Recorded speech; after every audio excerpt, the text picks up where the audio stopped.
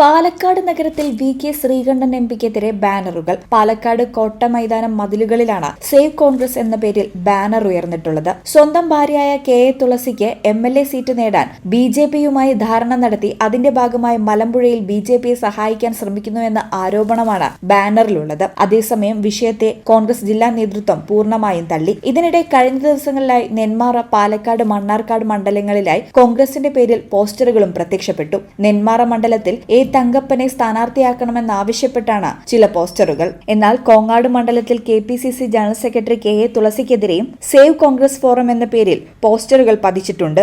കോങ്ങാട് മണ്ഡലത്തിൽ തുളസി വേണ്ടെന്നും ഭർത്താവിനും ഭാര്യയ്ക്കും മണ്ഡലം തീരെഴുതരുതെന്നും സ്ഥാനാർത്ഥിയെ വി.കെ. ശ്രീകണ്ഠനും വി.ഡി. സതീശനും ചേർന്ന് തീരുമാനിക്കരുതെന്നുമാണ് പോസ്റ്ററിലെ ആവശ്യം.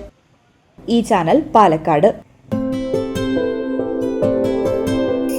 15 വർഷങ്ങളായി ഈ തിളക്കം നമ്മെ ഭ്രമിപ്പിക്കുന്നു.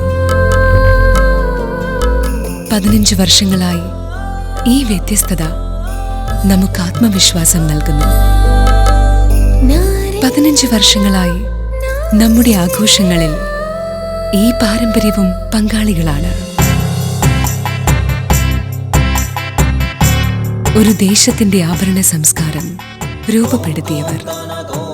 ഞങ്ങളെപ്പറ്റി നിങ്ങൾക്കല്ലേ കൂടുതൽ അറിയുന്നത്? പരിശുദ്ധിയുടെ സുവർണ പാരമ്പര്യം. Hayath golden diamonds, Valanchery.